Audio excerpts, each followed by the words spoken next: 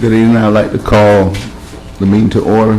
I'd like to welcome you to the Midtown Redevelopment Area Board Tuesday, March the 13th, 2012. I'd like to apologize for starting a few minutes late. However, I guess we had a few technical things that we had to take care of. At this time, we would like to call a roll. Mrs. Benjamin? Mrs. Hurd? Here. Dr. Jamison? Here. Mr. McGee? Here. Ms. McClellan? Here. Ms. Simonette? Here. Mr. Tooley? Here. Mr. Williams? Here. Ms. Rhodes? Here. Thank you. We're going to have, we'd like for everybody to stand. We're going to have the invocation led by myself, followed by a pledge of allegiance led by Mr. Kim McGee. Well, please stand. Father in heaven, we thank you for this day. We thank you for this opportunity to come together one more time. I ask you that you bind this board closer than ever before, Father. Give us the wisdom and knowledge to understand what we're sent here and set here to do. I ask that you bless us one by one. Help us learn the laws. Help us learn to govern. Help us to learn to be together as one and as a board. Father God, we ask this in your Son, Jesus' name. Amen. Amen. The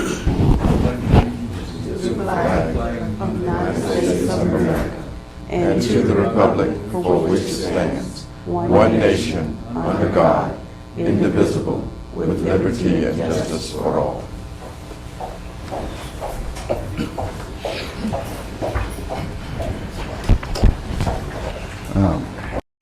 Item number 5, I'd like to go to approval of our minutes from our February meeting. Is there any changes or motion for approval? Second. In motion and approved. Second by Mr. Tooley. All in favor? Aye. Aye. Nays. Minutes approved. Our next part is our staff report. And we were supposed to have Mr. Ron Michaelmore here on our staff report. Any status on that, Reed? He was to be here. I have had no report that he was not going to be here. Okay. Mr. McLemore's been reminded. I think Charles has also reminded him to be here tonight. Well, what we'll do if he come in, we'll move him down on the agenda. Our next item, we're going to go on to is action item number 7. It's Development 2012-018, the prohibited uses in Midtown. Before Charles come up, just want to remind the board, when we do have action items, I'm hoping that everyone had the opportunity to read over the item that's been called for action, for we can ask our questions that's really important to this particular item. So before we do have a vote on it, Charles, please make sure that we have a chance for the audience to speak and ask any questions. And after that, we'll go into a discussion, should there be any discussion or questions. And then after that, we'll take the vote. So with that in mind, Charles.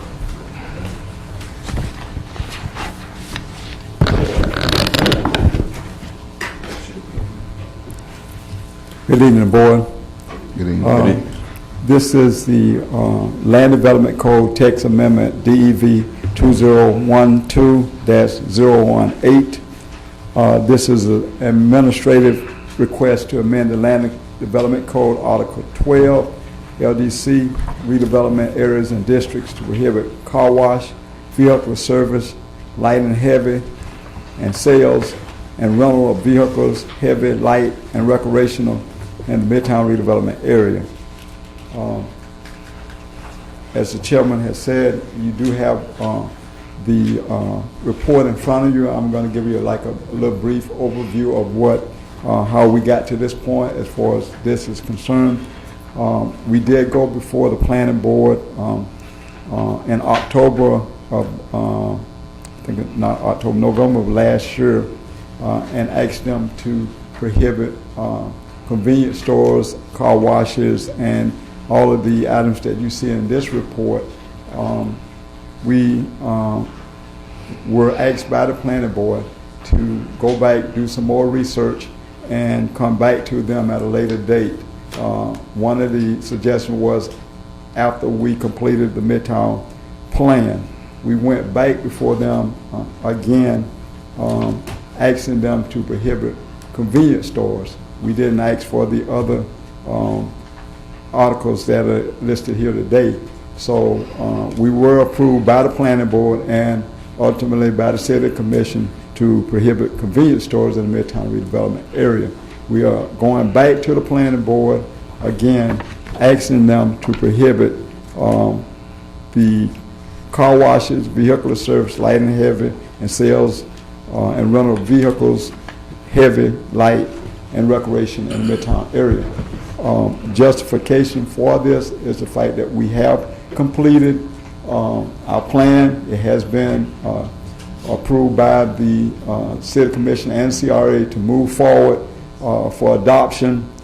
There are some things that we need to do. We're going to be discussing the Midtown plan tonight, but this is a step that we need to present back to the planning board, asking them to prohibit these items that are listed, because if you look in our plan, and that's a part of my report, you will see in the plan that these items are not listed in our plan.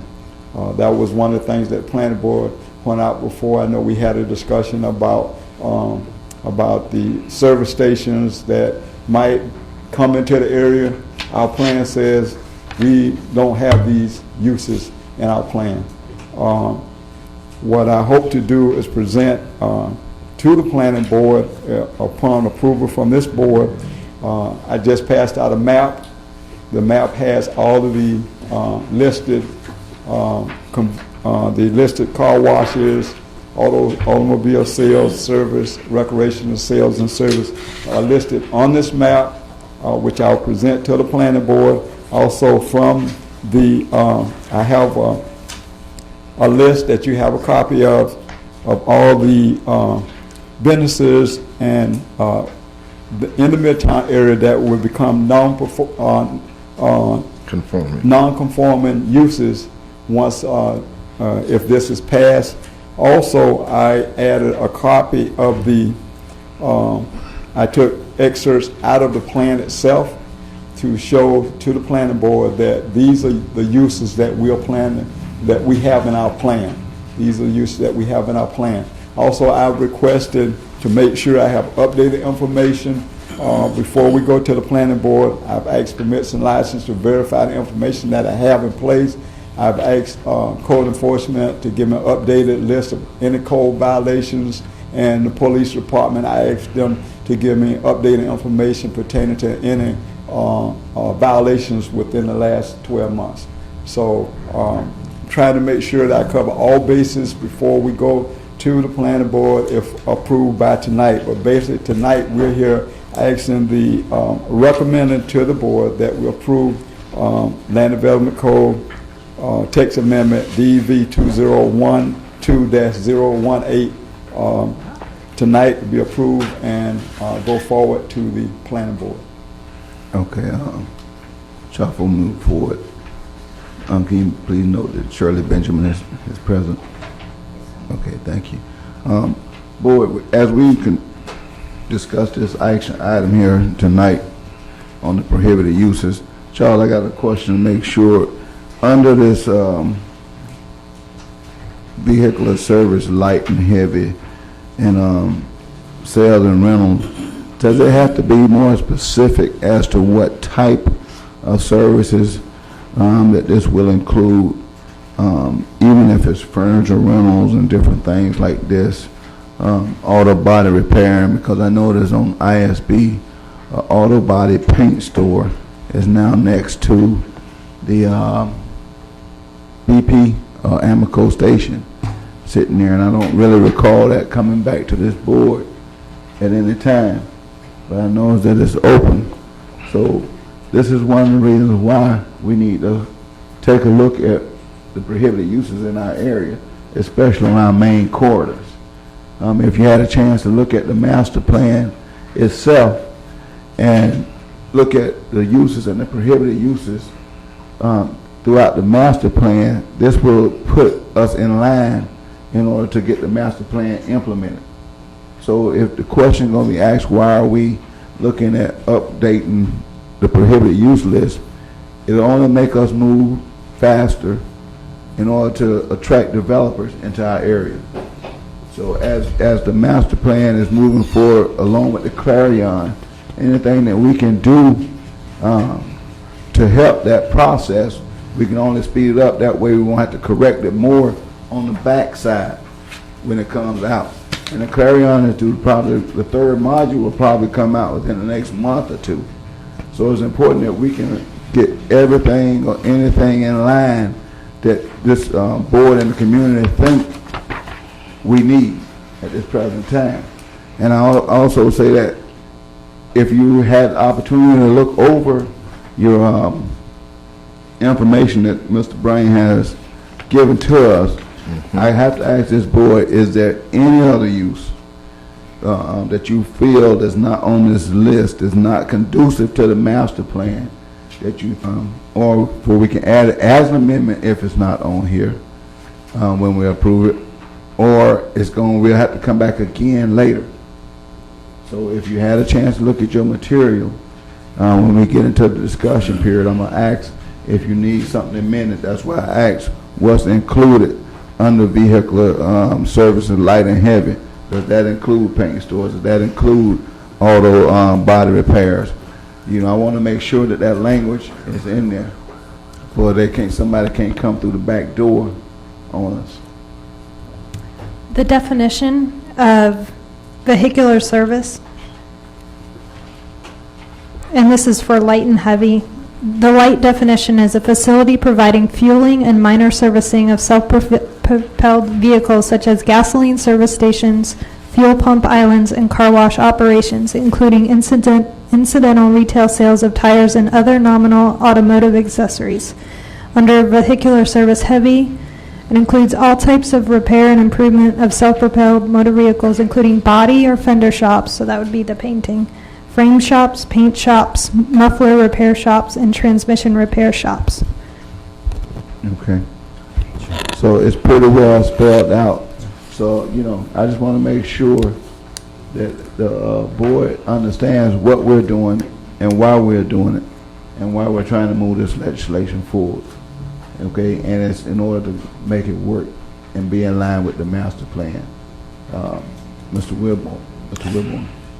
Now, I noticed in either of those definitions, it was not included. Places like AutoZone, discount auto parts where they actually sell parts. Is that included as well? I think that would be categorized as a retail use. Yeah.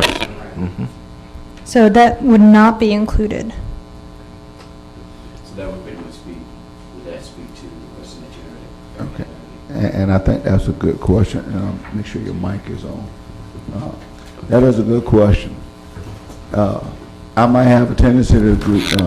Charles, we need to take a look at that, because what he's saying is an AutoZone or a discount auto can actually change locations from where they're at and go on to our main corridor. And I don't think we need that on our main corridor. So is that... The definition of retail sales and service includes, I just saw it, it includes automotive shops like AutoZone, Okay. home and auto supply stores. And under the definition of vehicle service light, it says facility providing fueling and minor servicing of self-propelled vehicles such as gasoline service stations, fuel pumps, islands, and car wash operations, including incidental retail sales of tires and other nominal automobile accessories. I think if you wanted to specifically exclude like an AutoZone type store, you should specifically say auto supply stores.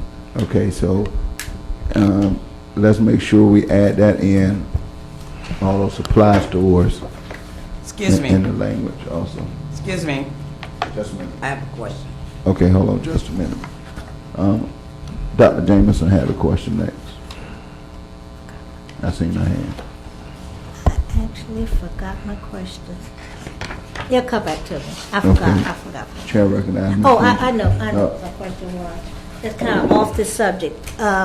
I saw another part of the plan that resale stores were considered for prohibiting resale stores. Was that included the first go around, or that's eliminated, or that's not part of it anymore? You talking about in the master plan itself? Yes. In the master plan, it depends on what area that you're, I think that you're talking about. Am I correct? When you're saying resale, so you're talking about somebody who opened a Romish, A thrift store. thrift store and stuff like that. I think that's already in our prohibited uses. It's already in, it's Yeah, already. It's already in prohibited use in Okay. in our CRA. I'm sorry, Ms. Benjamin. Mr. Chairman, I'm a little confused on what are you saying about auto zone stores and stuff. Would you please explain it again? Okay, what the question was, are we finna make that a prohibited use? And basically we're adding that to the list because it becomes an auto supply store.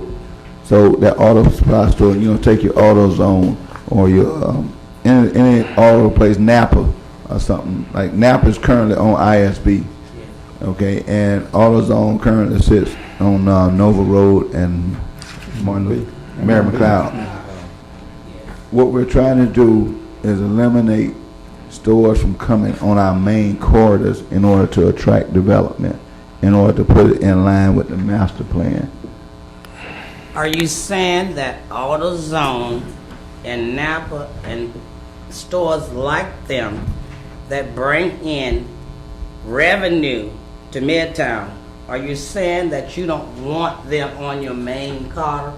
Is that what you're saying? But basically, we will not even have them in our zone because of what's going to happen. Like they're already in there now; they're grandfathered. And you saying but a that you new don't one- want any more? Right. Is that what you're saying? Correct. Well, I vote against that. Okay. Mr. McGee. Not deciding my partner. Okay. If I wanted to buy, well, let me start out up here. How's that? If I wanted to get my car washed, where do I have to go? Well, currently we have how many car washes in our area? We probably got like 7 to 10 Plus the mobile one. car washes in our area at this current time. We just approved the last car wash, I think last month, the month before last, the one that's going to reopen on this Nova Road. If you look at our area at the car washes that's currently operating, they're hand washing that really. Are we excluding car washes similar to the one on Nova Road? Yes. That one made it in time before the legislation went forward. Or are we excluding them only from major corridors? No, we're excluding them from the CRA totally. Like we did convenience stores, like we did the other, when you look at the land development code, I believe, with all the different prohibited uses that we have, these here will only increase.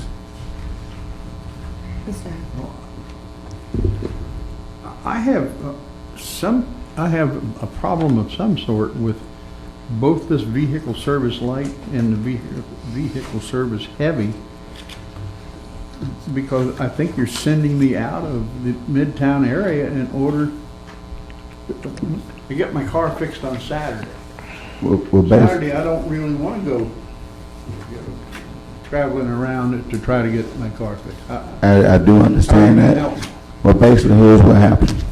If you sit back and look at your comprehensive plan, really your comprehensive plan outweighs your zoning that currently exists there. It's a 3-step process, but what has happened is everybody always go to, okay, well, it's zoned for this already. But that's because that's the standard operating practices that's currently being used by the city. That's not the correct practice, to my understanding. If you was actually looking at something, you would actually look at what does the comprehensive land use and land plan call for the city.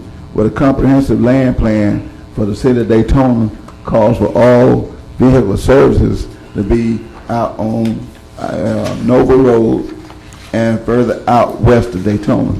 That's already in the comprehensive plan that is currently law. So what we're trying to do is make sure that nobody can come backdoor us in order to build a development, because if you look at ISB, our main corridors, everything that looks like a old automotive store basically has had no redevelopment on it except Bethune-Cookman University, but it still looks like car dealerships. So in order to spur car dealerships to take the automotive portion based on the comprehensive land plan out of our area in order to attract new businesses and new opportunities, that is why I'm in agreement with moving these services out of our area. Because what happens is they'll come in, you get these buy here, pay here places. They have run down, you know, the bottom line automobiles. Then you have cars sitting on your main corridor. And it's just my opinion what actually looks. So that's why I'm more inclined to say. Thank you, and I can live with that. Okay. But that's why I'm more inclined to go with the comprehensive plan. And this here brings it into line with the city's comprehensive plan on where automotive services should be. So, Ms. McMillan. I'm understanding that we want tax bases in Midtown, and we also want economic development in Midtown. And when we say no to a major change such as AutoZone, Napa, those big entities that we need, once this is approved, if the land was available and that chain wanted to come into Midtown, we would tell them no, based on what we approve, considering we have two of the main corridors in Midtown, International and Orange Avenue, with the events and the traffic that we have in town. For them, that's a service that's needed. But for us to ban them from coming, they would have to go to South Daytona, Holly Hill. So we're losing revenue within the city and also within Midtown. So we're saying if we approve this, and we don't want these retail stores, Auto supply stores to come back in, to come into Midtown, I think that's a disadvantage to us with the amount of traffic that we have in our Midtown, where both of our main, as we say, blood vessels are serviced. Well, point well taken. But what we're also saying is this: the ones that's currently there now are grandfathered in. Right. So therefore, if they wanted to do major improvements on their property, which is large enough to do, they can always do that. But if you go by and look at the history on what type of improvements they have done since they have been located in our area and how many jobs they actually supply in our area, you will see that the effect probably has stayed the same. Now, if it's a difference, if you bring a business in and they're starting to attract more people into our area, which will bring in new development, that is what we're aiming and trying to do.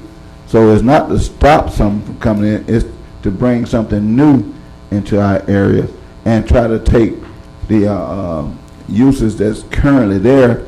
Like if you go by AutoZone now, if you look at their parking lot, and I patronize AutoZone, if you look at their parking lot, look at how many improvements have been done on that parking lot. So what we're trying to say is let's bring in businesses that's going to give us the look of the rest of the city into our area. And the thing about it is, if we look at the master plan and move these land development tax changes along with the master plan that we've done, along with the Clarion, you will find that in the long run and short term, it would be more conducive for us to adopt this and move it forward. And you'll still see the jobs come because they only employ on an average of 5 people. So And that shouldn't change. supply and demand is not considered. I can't say it's not considered, but for what we're trying to do, it will only better the area, in my opinion. But, just a minute, Reed, I think, Dr. Jameson. He was from. Oh, I'm sorry. My concern is a simple concern, in making sure that the people that live in the community have an opportunity to make a living in the community if they choose to. I think that in particular communities, we have problems with people with money not circulating within the community because of the fact that we have to go outside the community to get simple services, like to get my car washed and to get my my vehicle serviced. And I think the issue was could lie in increasing the standards, increasing the standards for these particular businesses that currently exist, and even aesthetically, so that the entire area becomes more attractive. But I think that we start to, there's an iatrogenic effect going on here. We solve one problem, but we create some other problems when we just simply say, I don't think that it should exist as it is now.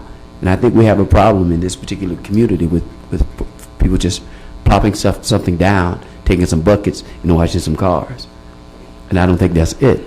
But I think that there's a service that's necessary in the community, and we're in a recession. But I also at the same time think that we need to raise the standards so that different kinds of people feel comfortable coming into this particular area to obtain those types of services. Okay. Ms. Hurd. Well, I was going to change it just a little bit.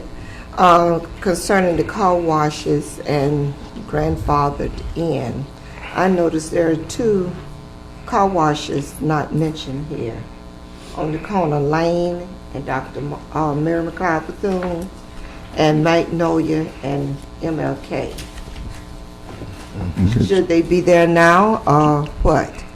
Charles, we'll add them to the list. I think Charles is in the process of checking all the current licenses for car washes, and we'll make sure that whoever licenses are currently, or who's ever operating and their licenses are current, these people will be grandfathered in. So you're not taking any jobs away from the community at this present time. But what you're doing is you were concerned about the standards. Well, people can always come in and partner with the current companies that they're and probably help bring the standard up. There's ways that we can do it, but at the same time, the way it's currently operating, like you just said, people come in and plop down a bucket. Oh, I'm a car wash. Well, is that what you want? No, you want a higher standard car wash, probably like the one up in Ormond, probably like the one up in down in Port Orange. There's nothing wrong with the car washes that we approved on Nova Road because it was already there. So you're not going to change it because it's already done, but he will upgrade it. So it will look better because he's changing the facade and upgrading it. He has to paint his thing that he had to do in order to bring the standard up. Okay, so that's going to address that particular. Is it going to create a job? No, because of the type of car wash it is, unless he put a security guard in. If you really look at the economic side of it. And I think that's what Ms. McMillan is concerned about. How are we going to deal with our community? Is this going to hurt bringing in economics into our area? So that's her concern. And it's a point that we really have to consider. But at the same time, if you're looking at the master plan and you want to move the master plan forward and implement it and attract better developers, attract better jobs, high-paying jobs, service type jobs, we need to move it forward in order for the plan can be implemented and come in over a period of time. That's normally how the system works. But, Dr. Jameson? I'm not convinced that the retail auto parts stores should be included in this. I know you said that there may be only 5 jobs, but when I do my errands, I like to go to 5 places in the same area, pick up my windshield wipers, my donuts, and my grocery stores and everything. Auto parts is retail, so if I stop there, I'm going to purchase something from there, something from next door. But if I have to go out of the area to the auto parts, then I'm going to buy everything I need in that area. And despite the fact it may be 5 jobs, me coming in that area, I'm going to try to stay in that area and buy everything in that area. I do understand that, but what we're saying, the current AutoZone, the current Napa, will not be eliminated. I understand that. Okay? I mean, if you look at what has came in our area over the past 7 years, no other AutoZone, we don't even have a Dollar General in Midtown. That I need. Okay? I mean, but if you don't prepare your master plan to prepare a way to bring a Dollar General in, you're not going to get it. Well, let me ask you one more question then. This list of businesses that are non-compliance, okay, they will remain as they are. But if they leave the area, what happens then? That's it. Zoning. Once you leave and we change, what's getting ready to happen is this. You're going to take a look at your master plan, okay? In order to get that master plan implemented, you got to change your land development code. And you got to do that and keep it in line with your comprehensive plan. So when all these guidelines start to change, if a person moves, you're only going to hopefully attract a better client. Okay? So now, the current law, if I'm wrong, correct me. Another service can come in there in 90 days, but if it's on this list where it's prohibited, then they can't come back in there. Okay? So now that property hopefully will become part of a major development, and that's what we're trying to push toward. Well, to me, I think it might be two issues here. First of all, we're going to vote on the places that are listed here, whether or not they should be prohibited. But the second issue, or the first issue maybe to me, is auto retail included in the definition of these things? Basically, what we're going to act, if we can do this 2 ways, I think. If the board votes to amend it and add auto retail supply in there, and it passes, then it'll be on here. But if we vote and it doesn't pass, then it won't be on there. Okay. So those are the options. Am I correct? Yeah, if you don't add it on there and it doesn't pass, none of them will go forward. Right. So if we pass this list and he say, I want to amend it to add all those supply stores in there, okay, and let's say it don't pass, right, then nothing happens. But we can pass it without all those supply as it currently is written now. Did I make myself clear on that, or did I just jump it? I'll let her straighten it out, because I probably got the attorney here. We could have a motion to approve this text amendment as presented in the report, or it could be a motion to approve the list as presented with the addition of auto supply stores. Those are your 2 options. But if we put auto the auto parts stores on there, it's an all or nothing kind of thing. Is that what you're saying? If the board wanted to vote it down and the motion failed, that would be one thing. You could make a second motion, moving it forward with just the ones presented in the report. I see. Right. But now we could, excuse me, Mr. Toole, you had a question? Yeah. So basically, what we're doing now is trying to come into compliance with the comprehensive plan, and then implement the master plan in compliance with the comprehensive plan. Basically, what we're doing is, I would say it's basically like what you're saying, but read.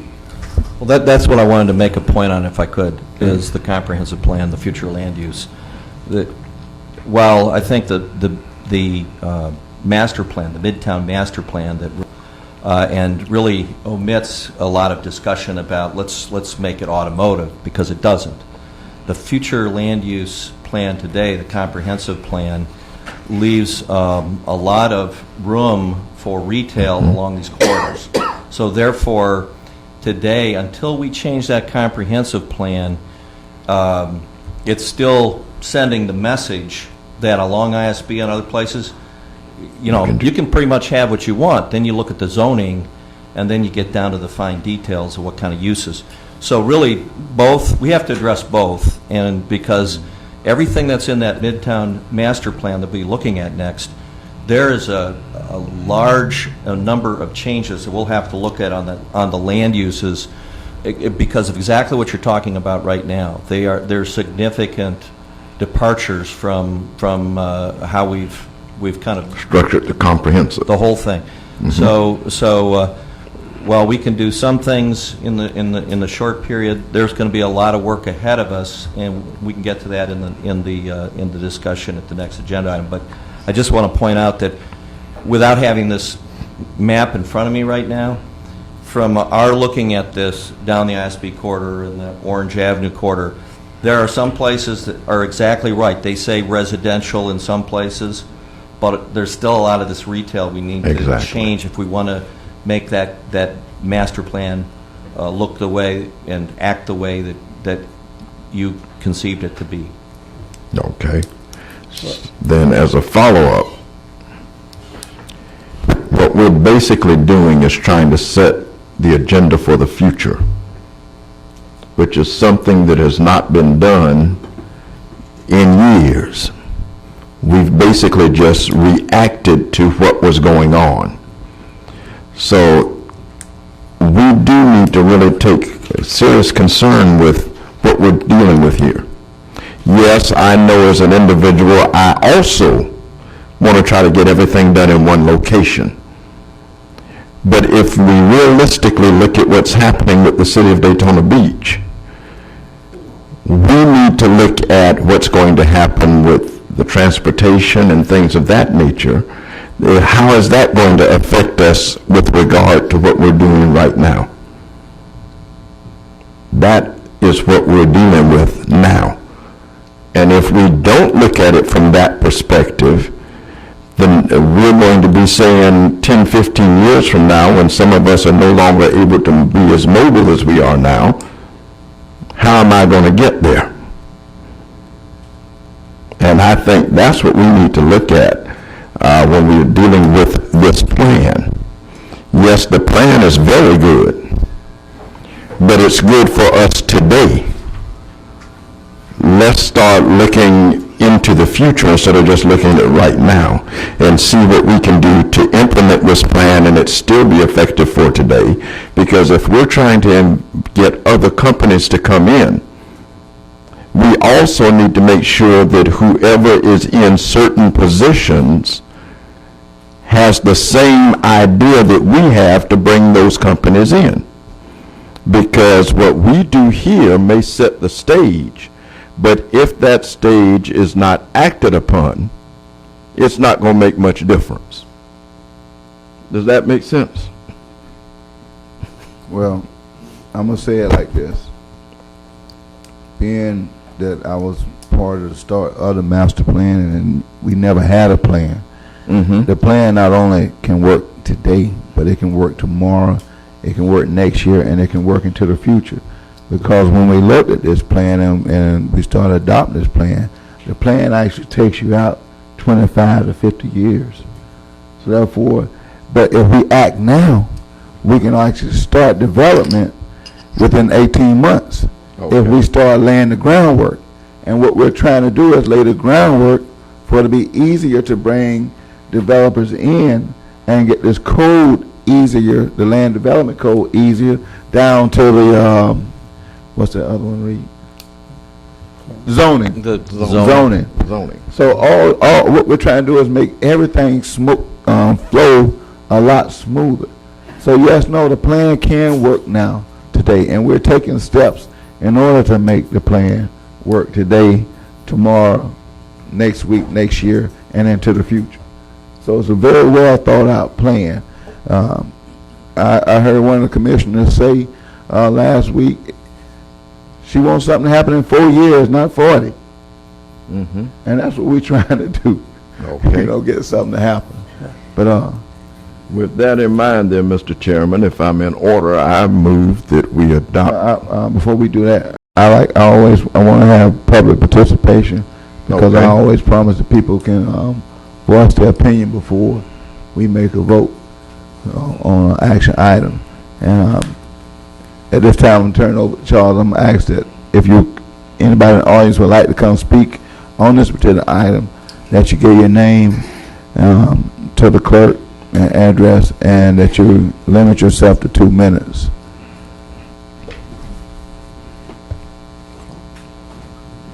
And I think the clock might be broke, but between myself and the clerk, we got a running clock. So at this time, we'll have public participation. Good evening, Board. Good evening. Kathy Washington, 937 Lockhart Street, Daytona Beach. I'd like to say a great deal of work has gone into your vision plan, your master plan. There are a number of things that have to go in line, and I think that's part of the issue tonight, because it's not just your zone that's into consideration. The zone fits into that land development code, which fits into the future land map use. You've got all of these things that go together to make one. I understand what the board is trying to do in making that major thoroughfare, International Speedway and Nova Road, restricted to certain things. This is one of the items came up when you all dealt with the revitalizing that car wash on Nova Road, and there were issues that dealt with that, the same as the convenience store. One of the things we have to understand is, if we're going to make Zone 6 better, we've got to give up some of the things that we have. If it's not for the good, then we've got to give some things up to get better. Planning is a hard pill to swallow, but you want the Zone 6 or the Midtown area to look as downtown Belleau Road area.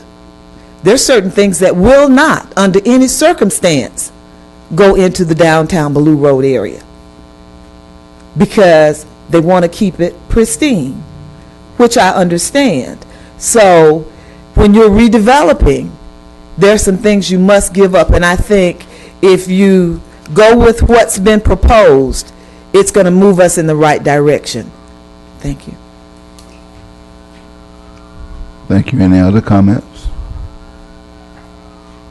If no other comments, I'll entertain a motion on action item DV 2012. Can I just say one thing? I Excuse think me, we yes. would, when we pass this, or, because it probably will be passed, we actually go ahead and try to get code enforcement to really reinforce these things. Because just like the car washes, I mean, I don't have anything with it, but again, plop it down the bucket is not a car wash. I mean, we can put that anywhere. So we need to help, even if through some incentive, to get them to do it and make the whole area look better. And before we take the vote, I'm just going to address Ms. Simonette. That is why, if we don't start making these changes, it's going to remain the same. Okay? So when we start to do this, it's being done for a reason, for the future can look better. we can't offer incentives because we don't have enough tax bases to create enough tax dollars to give out incentives. As bad as we want to give incentives.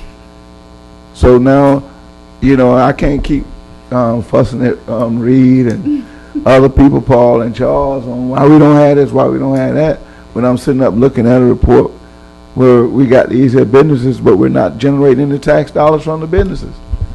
So we're limited on giving incentives. But if we can draw major developers in that create businesses and tax dollars, now we can get those incentives to help the small businesses come up to par.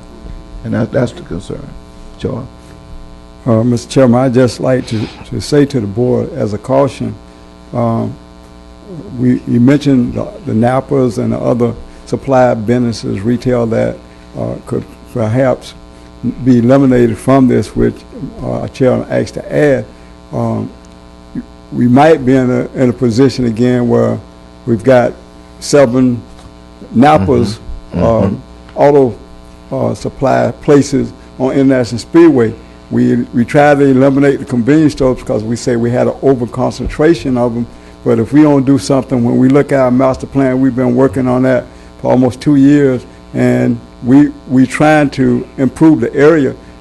If we don't do something to stop that, we're gonna stop the bleeding. You got to put a tourniquet on it somewhere, and we got to give up something in order to make sure that we get what we want in our community. And by opening it up and leaving it where all these supply businesses, believe me, they know where they can go, and they're gonna hit the places that we really don't want them to. So I just caution the board when you're looking at that, that's the thing you need to look at. And to echo for a second on what Mr. Bryan is saying, I'll break it down. Let's take it's a vacant building on ISB next to Checkers. If an auto retail store wanted to come in there and locate right now, they could do that. But if you look at our master plan on that corner, we're looking at how Bethune-Cookman is going to grow. We're looking at how hopefully a grocery store or something on that particular corner can actually come in there and start the development. Keep in mind, you got Amtrak, hopefully it's coming in 2014 or 16 into our community. We going to need that land to be developed and not have the problem of if there's a rental car or old, like you say, an auto supply store sitting there blocking the development. That's what we're going to be faced with. How do you want your car to look? That's what we're faced with. That's, we're not saying stop businesses. We're saying, hey, wait a minute, we want better businesses. That's where I'm a firm believer that, if I want to kill something, I'm just going to go ahead and hit it in the head and be done with it. And my question is there a simple way that we can just put a cap on just put a numerical cap, understanding the size of a particular area and the population of a particular area, to simply put a cap on it?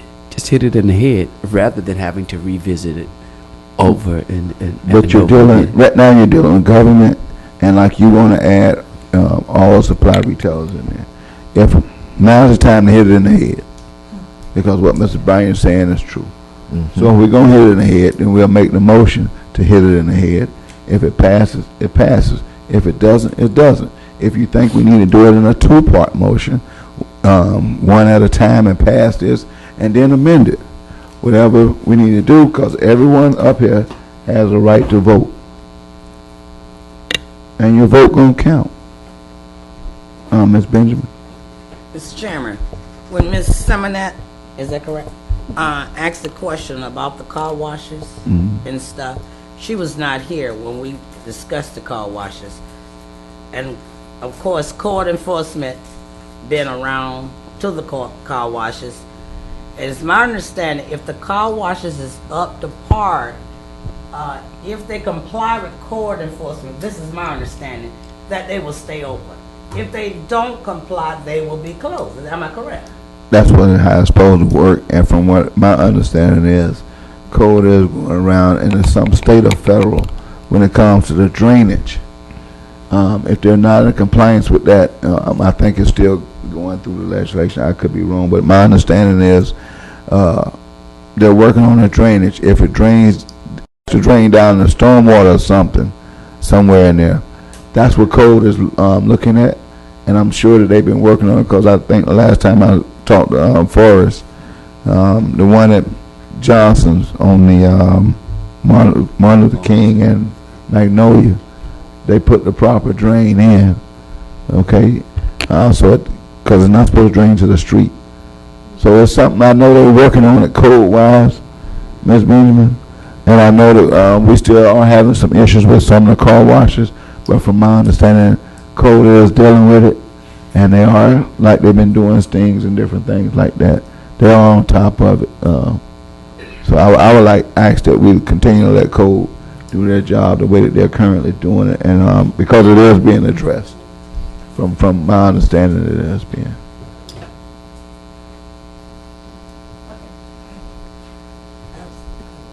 Yes, ma'am. Mr. Frank, the Derek Carr Massacre on Orange Avenue, Yes. is that the one where Cut Masters is? Yes. They got buckets. And also, I'm glad she brought that up. Do they have a license to wash cars? Yes. It's on here. It's on, Yes, they have a yeah. license, Okay, but they buckets. that's one that we need to talk to. They ain't got no Talk drainage, to, but they got buckets. Well, like you Forrest said, about. the utilities inspector is taking care of those Yeah, issues. that's one of the along ones with also. DEP, EPA. So they are addressing those issues. They are going around, and that's something that they are doing. My other question would be to the attorney.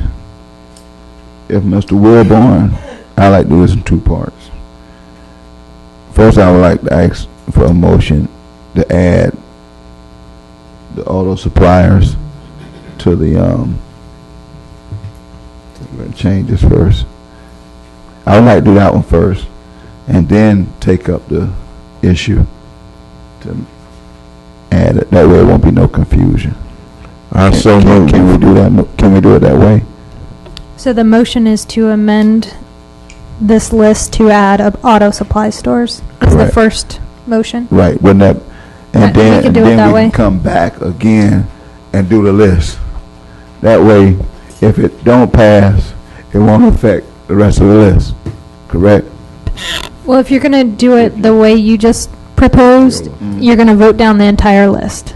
I want to vote Okay. on the list, but I want. The motion, the first motion should include it, and then if the motion fails, you can make a second motion that does not include it. Okay.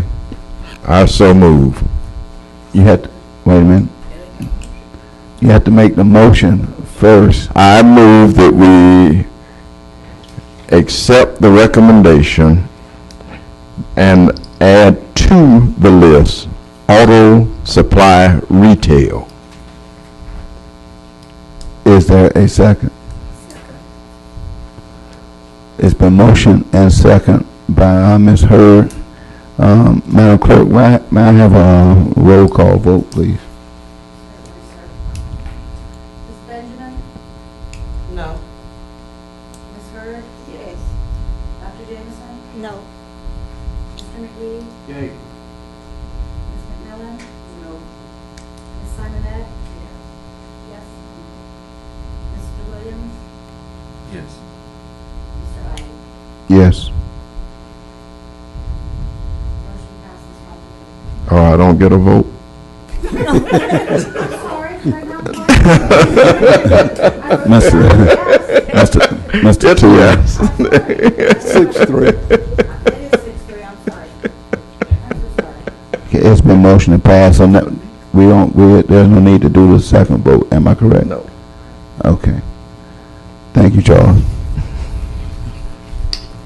Now, what happens next is this will move toward the planning board, and Charles will gather the information necessary to move it to the planning board. When it goes to the planning board, I'm going to ask that Charles Bryant be able to deliver this and explain it to the planning board on why we're passing this measure and how important it is to our Midtown. I'm going to also ask that when an item or on the agenda that concerns Midtown, that we come out and support that item at the next board or at the next level, because that shows unity. Whether we agree or disagree, I'm going to ask that we come to these meetings to make sure that Mr. Bryant is presented, or in our case, Ms. Benjamin is our representative at the planning board. Okay, and sometimes she speaks up for us, and we need to support her as well. So it'll be noticed. So I'm sure Charles and I email let us know when this item will be on the next agenda. So I'm not for sure if it'll be March or April, but he'll get us necessary work on it. With that in mind, we'll move on to the next item. We're going to discuss the master plan.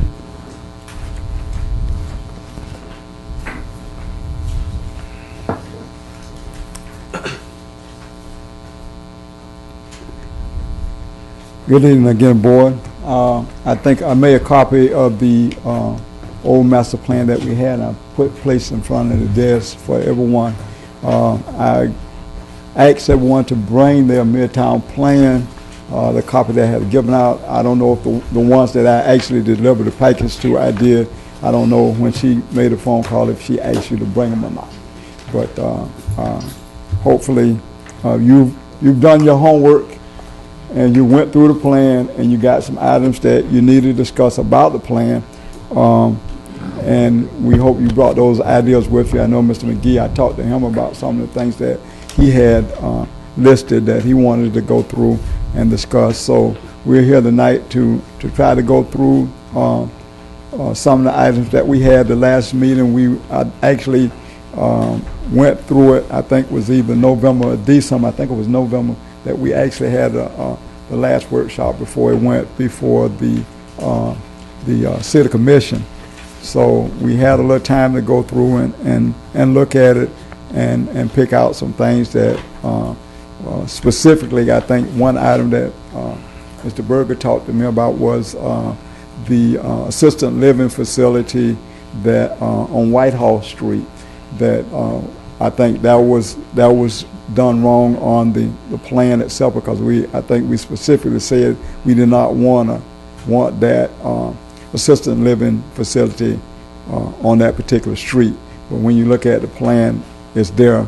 So these are some of the things that we need to look at that we want to change, and there's some other items in there. So I'm going to open it up for discussion in regards to anything that you might have to address the plan itself. Charles, as we open this up, I want to make sure that everybody get a chance to look at the master plan and start going over it, because this document is very important, and it can make a difference. And the more change that we can see now and get implemented and pass it on, the easier it's going to make it for staff. I know, I think, Charles, I remember we was talking that Mr. McGee had some great ideas and concerns. And I'm going to ask that Ken go first, because I know he had some concerns on dealing with the master plan. So Ken, you got the floor. I don't have very many concerns. I think the master plan addresses most everything that we've discussed over the 12 months that we've been involved with it. But in Zone 5, let me go a little further for you. In my opinion, the master plan that we have provides for a pedestrian-oriented community. And I think Ms. Ponder at one time made a remark that said, "We like to meander and congregate." And she was addressing that in terms of the folks in the Midtown area. And I have a picture in my mind whereby the sidewalk dimensions on ISB, MLK, and our other key streets of that nature, it provides for wider sidewalks. Now, what if we press that issue, and that's in the report, or that's in the master plan. If that's what we want, somewhere in the future, someone's going to buy a piece of property, and it has a 3-foot sidewalk in front of it, maybe 4, and the property begins right on the edge of that sidewalk, and there's a building on it. And he's going to take that building down. And when that building comes back up, he's going to find himself sitting 8 feet further back. That's what we have. In my opinion, that's what we want. So, but you all have to think about that. Some of the other things that you need to, and by the way, the 8 feet would give you a community that is substantially different than the one you live in now, and in different meaning, a real improvement. There's a development up in the Panhandle called Seaside, and Seaside has a provision. Now, and I'm not sure exactly the dimensions, but I will give you what they're proposed to accomplish, is that you must have a porch on the front of your residence. And that porch must be 8 feet front to back, stretch across the whole front of your residence, and then after that, you build the portion that you're on the property that you intend to live in. And the purpose there is that if I'm walking down the street and I pass Hemus' house, he's sitting on the porch. He's only 8 feet away from me, and I can see him. He's not going to get away. He's big enough anyway. You can't see him. But those kind of things are built into this report. There's a couple of things, such as be aware of the setbacks on the frontage, because somebody's going to get upset about it sooner or later. Now, the next thing is in zones 5 and 6. I believe, excuse me, I believe that it calls for the finished floor elevation. Now, this is residential again. It calls for the finished floor elevation of the residential portion of the house to be 2.5 to 3 feet above finished grade. In other words, it's a nostalgic look at how you might develop Midtown. It has porches. It's a walking community. But if you want to build a first floor that's 3 feet above the dirt that you could build it on, you're going to pay more money for it. So you're going to ask, if you want that kind of an appearance, and I subscribe to it, that you got to just recognize that someone's got to pay for it, but it will be an improvement to the neighborhoods. The next thing is the house right next door may be sitting down on, is existing and may be sitting down on the dirt. I have other, now,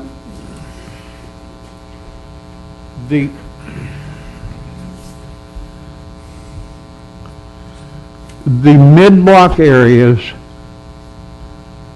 along ISB, now, and I can't tell you what the mid-block is because there's no dimension on it. But the intersections call for structures that may be as high as 5 stories. Whereas, and well, let's just take that. That goes from Nova Road to, name a street that's east of that. Let's go to railroad track. Well, no, you gotta separate out all the intersections. No road. But in between the intersections, the zoning on these buildings comes down to 2 and 3 stories. There's a lot of purpose to that. We have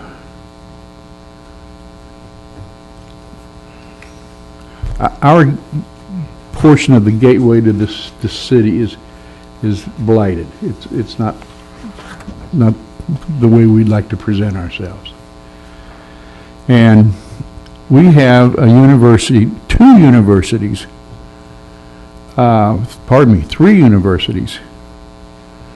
that live within close proximity to the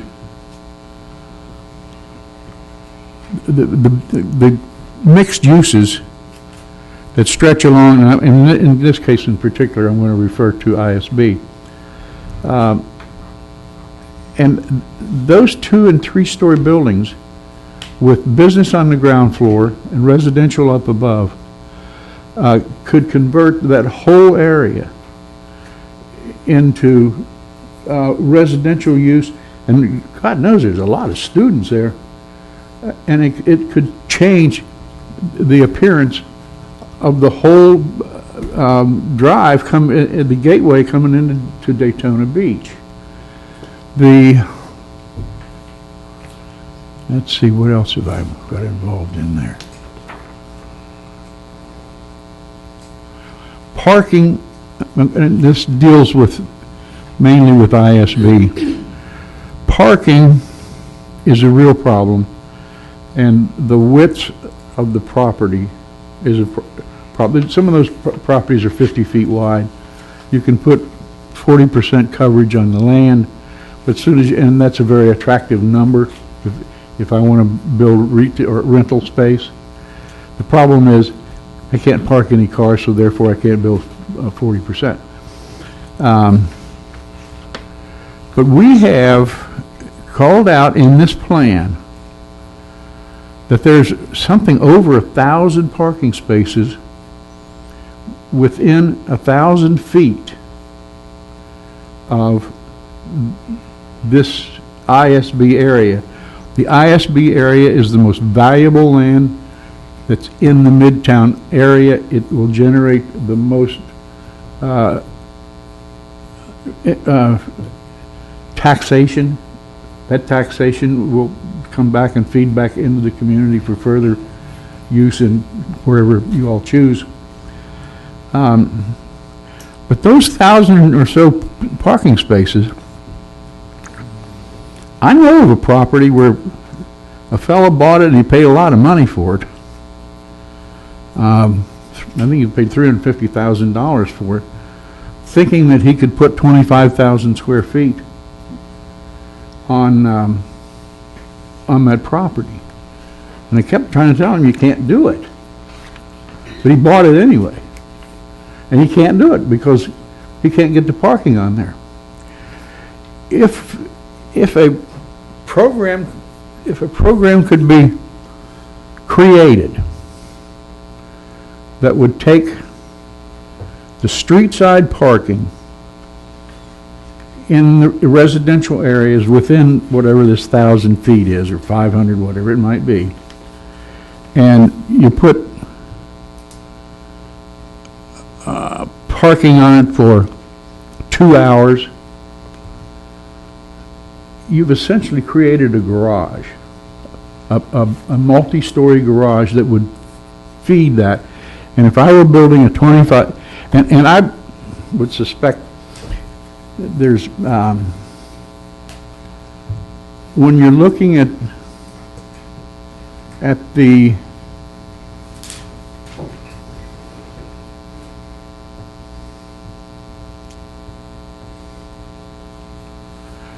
I'm sorry, I'm involved in some medical stuff right now, and I drift a little bit.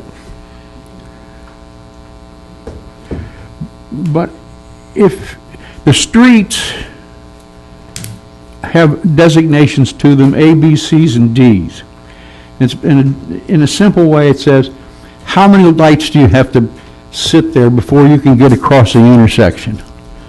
Well, if you could designate, if I wanted to build 25,000 feet of retail and mixed use on ISB, and I want you to dedicate to me 100 parking spaces. Now, you can't continue to develop these things, but you can offer them as an incentive to the people to come in and build those first units. And they're coming out of a pool of stuff that you got sitting on the ground right now. And sooner or later, you might have to build a garage, but let's deal with sooner instead of later. There are things that happen there. So as you go through this, so the main things I'm saying to you is that you need to get some parking, you need to get some incentives, and I don't, the incentives can be various ways, but the biggest incentive is how much can I put on there, and put it up, and lease it and make some money on it. Is that enough of my rambling? No, I'm glad you brought that up because it addresses what Mr. Tula has said earlier when he was questioning. I don't know if he questioned. He made a statement dealing with the plan, how we can implement it, and the time frame. Basically, what Ken has really nailed down is how important this master plan is. It goes back to everything that we just did. Earlier, I had the opportunity to talk to Professor Huffman about just what Ken basically stating is how important it is for this plan. When he was talking about this 3-story building next to a 5-story, that's what Professor Huffman was talking about, is developing these design guidelines in order to make it a walking community, in order to increase the tax base to come in and address the zoning for it all fit as we move into a plan. When he was talking about the houses being up 3 feet, if you look in the plan, we developed a 5-area, I think, approach. So if you look down on the south end, if houses with the porches, because the 3 that was torn down next to the church, that style house can go back there according to the plan. And then it can also flow over onto White Street. That's why we moved the assisted living facility off of Whitehall. I'm sorry, because if you look at the beautiful oak trees on that street and next to the Thurman House, and you can put up houses that'll fit the Thurman House, you only built back a higher community, a higher tax-based community. So the plan was well thought out, and that's what Ken is basically sitting back talking about at this current time. And that's why I'm going to continue to ask if you see anything that you want to address in this plan.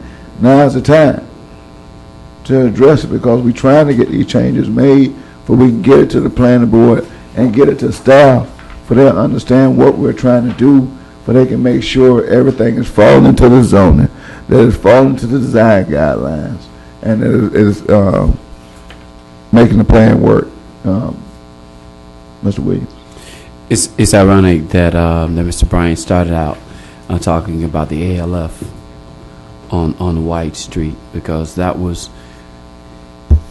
Whitehall. My bad, my mistake. Because that was something that was on the front of my mind. It's a consideration that the plan is given to the elderly, and that was a question for me. And in our communities, in many communities, when plans are thought out, they're thought out in 5, 10 year, 15-year, intervals, and they're thought about with young people in mind.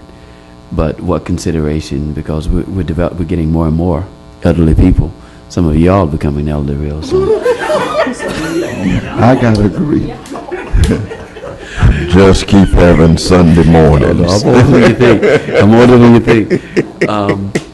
And that was my concern. But,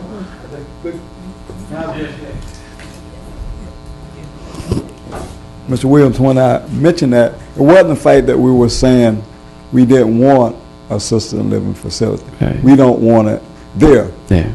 We want a different area. For the Right. same reason Ken mentioned about the front porch, the oak trees. We want to keep that kind of community going with that design guidelines. That they would, if they build a new house, which we've got vacant lots over there, this is design, this is how we want you to build a house. We wanted to mix with the thermal house. But we, in no way that I was saying we don't want an assisted living facility. We just don't want it there. That was one of the things that we mentioned. We do want an assisted living facility. We just want to place it somewhere else. and again, that's where you start working with the city on what the city has planned. I know the housing authority is looking at putting an assisted living facility back on the backside of Loomis. So that's why we were able to sit down and talk about things like that. So it was all considered. And I didn't mean all of us will be getting old. I just want to point out on page 16 of the master plan, we should probably bring this to every meeting, bring your master plan with you. Because, we can keep referring to this each time. But if I go to page 16, that talks about universal design. I think we spent some time on that. And it's about the old, the young, the accessibility issues, all the needs, as well as all of the assets that every generation brings and every type of person brings, the diversity. So that does come into play here, and the plan does speak to it in a general way, but it really was thought through by the students and Mr. Hoffman. Yeah, and if I'm not mistaken, I think at one point Ms. Macmillan concerns were where we're going to have parks and different things. So I think in the plan also we included restructuring James Huger Park to make it larger if we can work with the housing authority. So I think that was one of the things that Ms. Macmillan addressed. So we made sure that was in the plan also, to look at how can we, if the population grows, young people grow, we need a park over in that area for them also. So they did a beautiful job on expanding the James Huger Park, for they can go from Orange Avenue all the way back to Camel Street, the Camel Street Pool. So we're not talking about taking that out. I don't think we talk about expanding it and making it as one, because we're looking at the younger generation being able to fit, although that's outside of our zone. When you go back on Hawk Street, it's not part, but we did still include it in the master plan because we wanted to grow park-wise, for it can have a walking area where you can have baseball fields, pools, and what else. It was quite a bit in there. So even that was addressed. But we can come out. Ken, you had a question. You've got, if my recollection is right, there's a provision in there, a suggestion in that plan. By the way, this plan is really a terrific plan.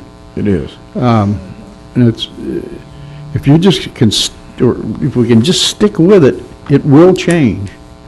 But there is a provision in there, I believe, that the redevelopment board should have a person who more or less is the gatekeeper or the caretaker of this plan. I believe I'm looking at him. You got it. But someone who's really intimately familiar with every little piece of this program and can explain it as someone brings it to our attention. we're all working in accordance with the zoning and the planning of 20, 25 years ago. It's still in place. But one of these days, it's going to change, and we can no longer afford to even have these 25-year-old ideas. We must be able to see it with fresh eyes. And the documents there, implementing it is the next thing we have to do, and also creating a point where it becomes financially viable for someone to invest in that land. And what Ken is saying is, when this plan was actually presented to CRA and the City Commission, I complimented Mr. Bryant and Mr. Reed and the board, as well as the community, because when you can take the time, the way this board, the previous board worked so hard and diligently to make sure that everyone and everybody and everything was included. I mean, you're talking about staff that actually went up to Tallahassee. They just didn't wait for Tallahassee to come down to Daytona. So the thought is there, the effort is there, and what Ken is really saying is we got to stay focused.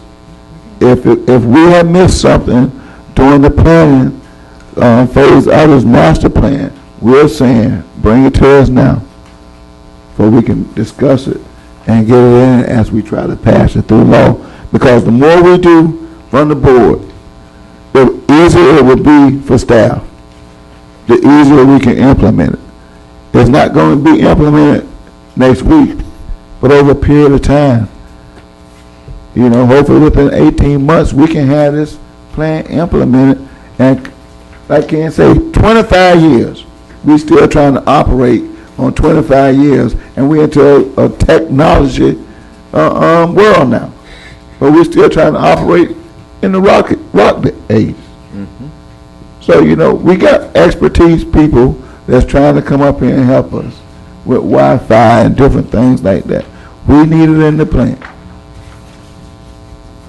So it's things that we're trying to do to make sure that we can get it in the plan. So I realize it's back week. Do we have anything else? Because we will discuss the master plan at every meeting. One thing I can say, Mr. Chairman, I am glad we're going back to the Florida way of building houses instead of the California way of building houses. Yeah, we're going to build them. I like the standard, and that's why we look at the guidelines. Read. If I could, I just want to clarify, because back in December, when the decision was made by this board to move it on to the next step, it was clearly stated to go back to that November 15th workshop and take the recommendations there. And that one recommendation that dealt with that Whitehall Street, the block across from the Thurman home, that needs to be considered in the following. Let me just read from our minutes. The board questioned the proposed location of the proposed Thurman Community Garden and the Lincoln Street Gate Greenway. There was a reference for using the city-owned land on Whitehall for housing. There was too much shade, and there was a need to find a better location. This kind of referred to the community garden concept as well that was in that block.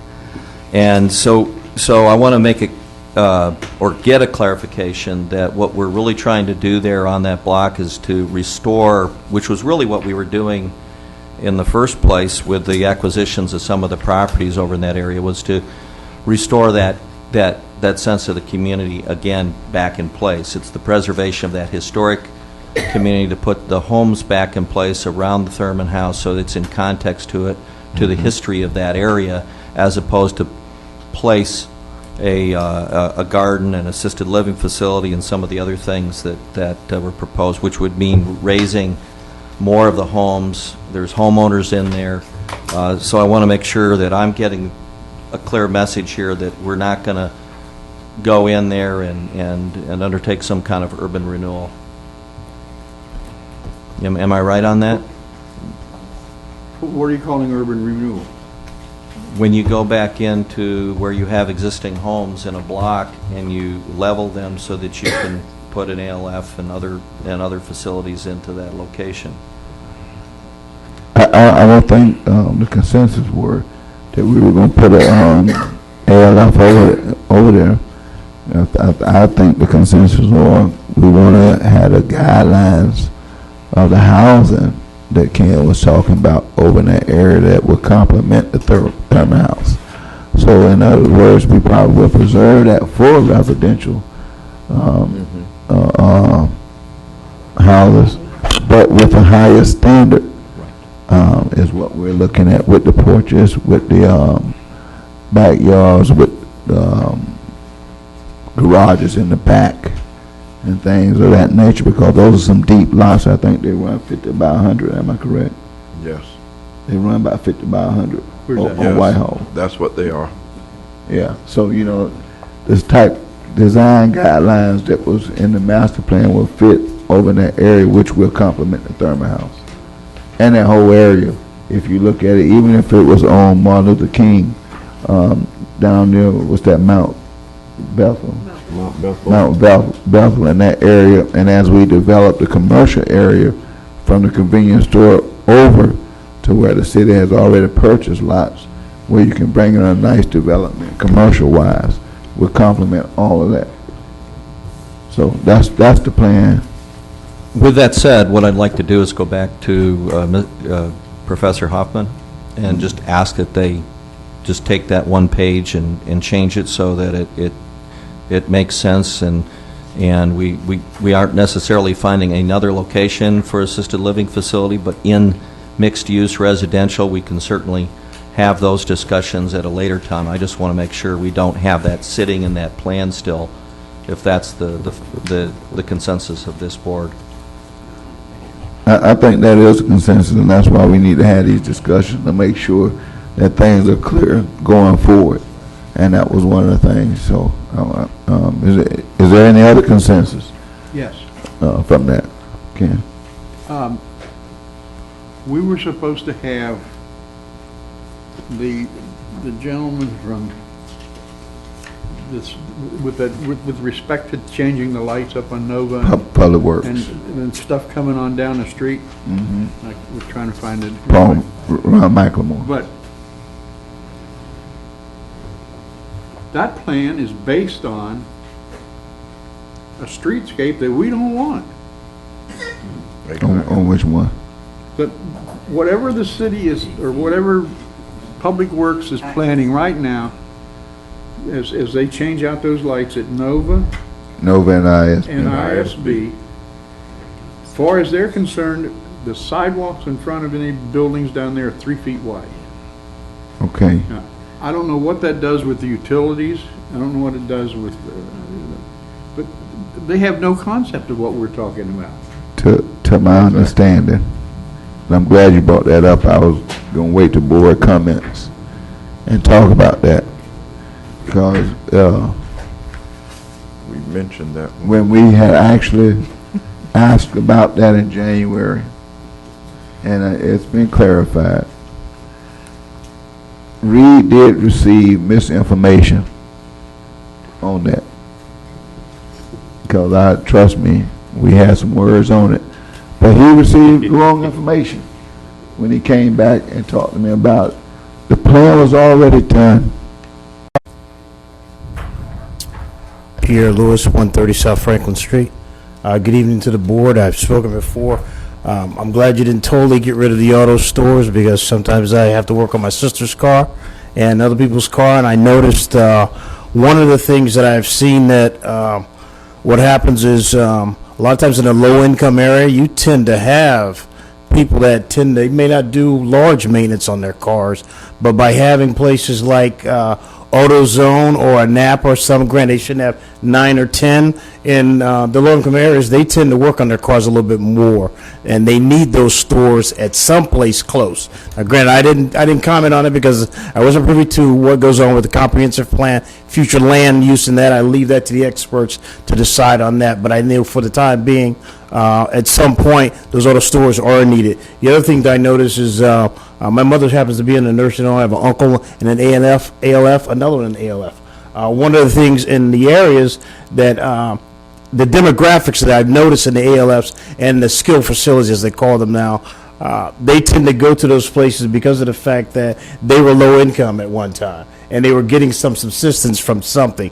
And I notice also, because it's within the remote area, a lot of the elderly, the old ones, as we all get old one day, they tend to be high school friends and stuff like that. So granted, Charles, you're right, finding the right position for it, but it's definitely kind of needed in those areas because in the nursing home ALFs, it's income-based, so it tends to be some of the demographics that tend to come from these areas of people that live in Midtown, just like going to the auto stores. The other thing, too, is because I'm also a grant reviewer and a grant writer, and I probably losing my time here, but I'll be real brief. I heard the gentleman, I think it was the last meeting, he mentioned, he said, well, a lot of times it's deferred to, it's the state road or the county road, and they don't write grants for that. Well, one of the things I know that in order to get a grant approved, you have to show a need of some sort.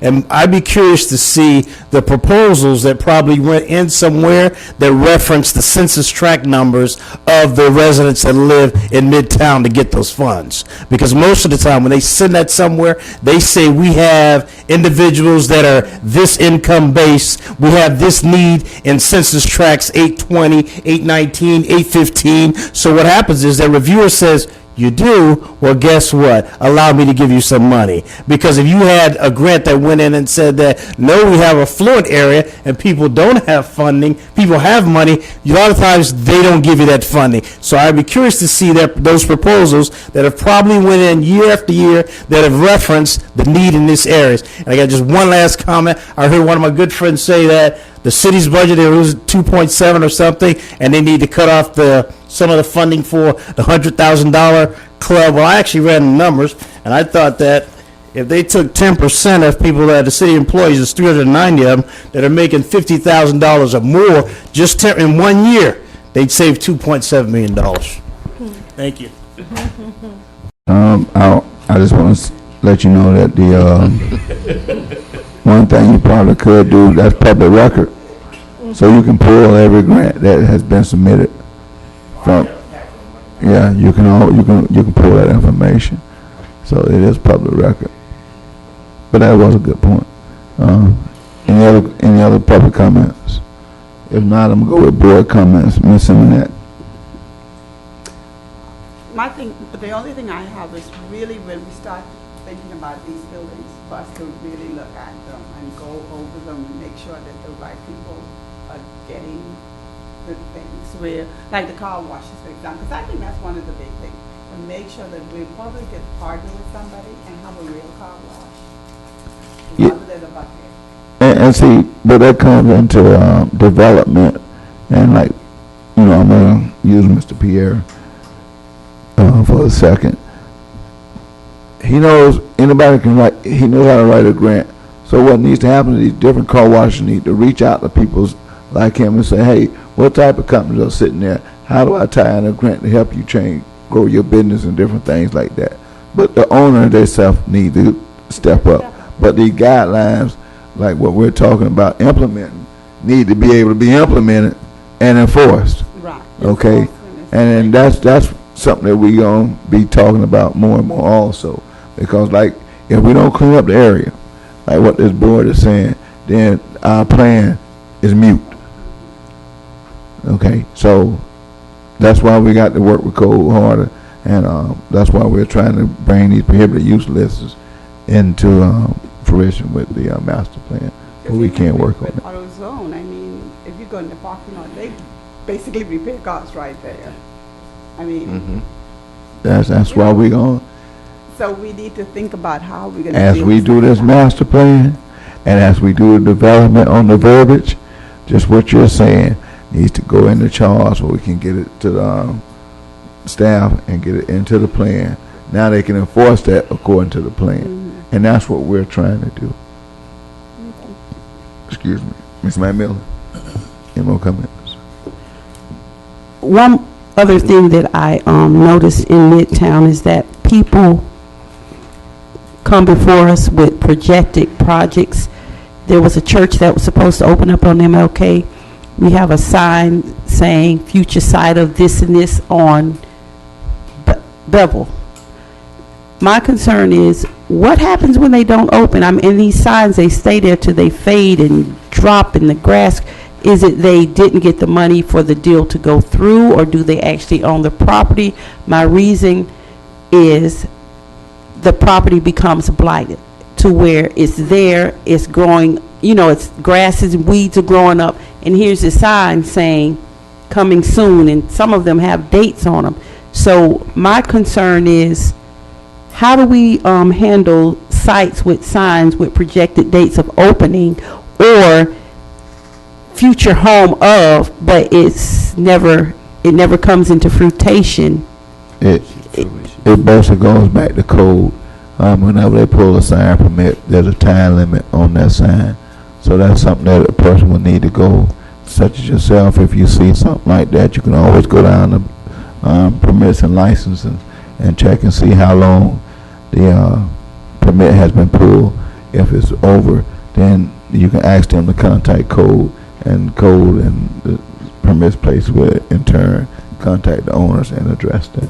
And my plea earlier was just that Midtown become better looking than it looks in certain areas, because you go to other parts of the county, and when you come back home in your area and you turn on the street, and it's just, and business is just, it's kind of depressing. I'm sure we're going to continue to address those issues. Mr. Wilburn. Are there just some things that I have some concerns about in terms of the bureaucracy, in terms of how often the left hand, just wipes out the right hand, and which comes back and wipes out the left hand, these sidewalks and things of this nature. And I was curious to find out how is it that a permit was given to do, and Derek is a friend of mine, but how a permit was given to do a car wash there when there isn't even proper drainage. And to me, that's creating a problem that shouldn't have ever happened to have been fixed. And I think that those kinds of things that we need to take a look at the process. That drainage situation isn't something that has just come into existence. I know for a fact that's been lawful for years, and I'm just curious to know how the city gives someone a permit to open a car wash without even ever understanding, all the logistics surrounding it. That just blows me away. I think what's going to happen as we do the rewriting the Clarion, I was in a meeting today. That is a great point that you brought up. And when we go to rewrite the Clarion and the master plan, all this is going to be tied in. From my understanding that I took from the meeting is that what you just said, it'll be put in writing where if a person go apply for a permit, it will have to go through the redevelopment area, either board or director or staff before that permit is issued. Right. So therefore, let's take the Midtown staff would be able to check and see, is this a permitted use? Can they do this before that license is even issued? Right now, it's not done like that all the way, but unless like you see something, now we'll come back, we got to check it because we care. And I'm not going to push it off on staff at this point, but that is what happens because of the loophole. And hopefully in the Clarion, we can close some of the loopholes with the master plan. And then that way we won't have that problem in the future. And like Ken stated earlier, we was trying to operate 25 years ago in the year 2012. So we already behind. So that's why these things are currently happening. But you took a step tonight to help slow it down while we let the process catch up. So, Ms. Benjamin. I'd like to make a correction. The address that I was talking about is 120 Adams Street and not 102, Mr. Charles. And the other thing, is there any way that we can help Stanley on the corner of Orange Avenue and Martin Luther King clean up that place and make it look beautiful?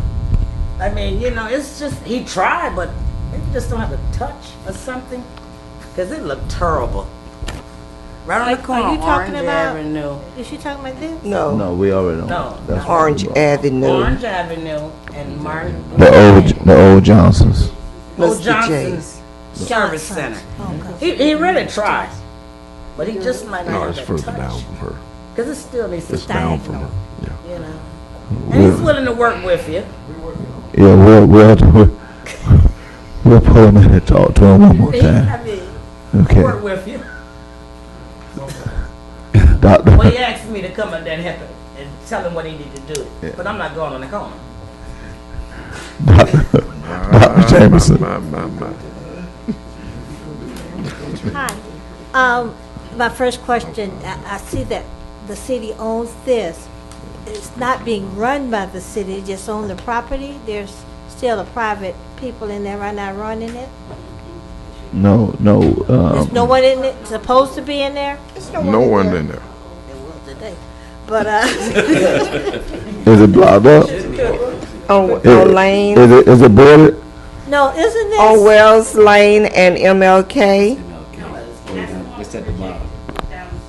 Wait a minute. Wells That's Lane. not right across from the Dickinson Center? No. No.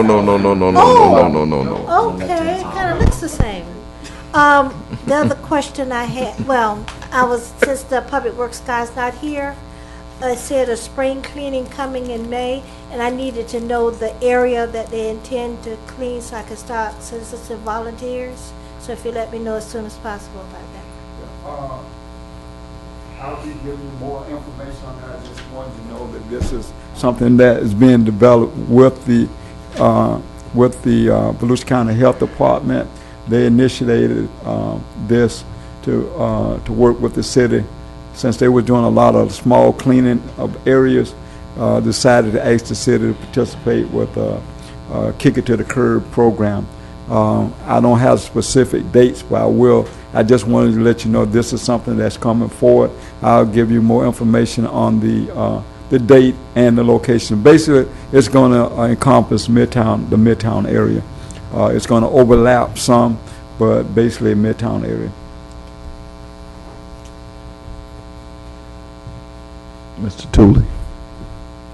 Yep. Just a couple of things. I know we were talking about AutoZone doing repairs and things at their store. Well, that is their public promotion. That is their marketing strategy. That if you come in and there's certain things that need to be done, they'll do it right there. And there are some of us that may have trouble getting things done, and that's why they do it there. Okay? But that's part of their marketing plan, and when you're dealing with a major corporation like that, if we're going to say, look, you can't do that anymore, then 9 times out of 10, they would say, well, we'll just leave the area. Okay? And I know we're saying, well, we don't want certain things there, but some things we need to have there that are some evils we need to put up with as long as we can until we can find a way to replace them. And another concern that I have is I still want to find out the time frame that the state of Florida has when they choose how to allocate certain monies, because it appears that we're working on something that they've already worked on. Because the situation with the federal dollars, what's the time frame with that? How is it that they can allocate the federal dollars into our neighborhoods of Midtown without any input from Midtown. To me, that's taxation and things like that without representation. That just doesn't sound right to me.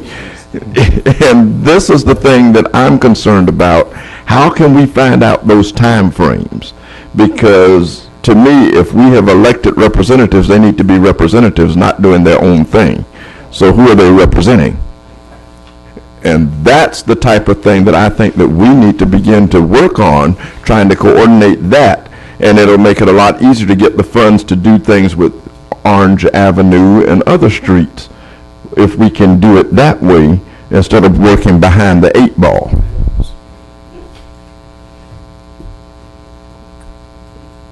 I'm through. Ken? Kevin? Okay. Ms. Hurd? Good afternoon. First of all, list of things, I'm just going to make a comment on them. The church on Bellevue, the empty property that you were speaking of, they do have to report with the city. The city knows what is going on there.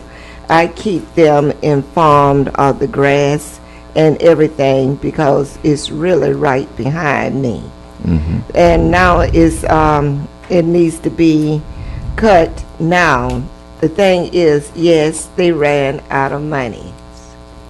So that is what's going on now. The sign is not up on Bellevue, it's down.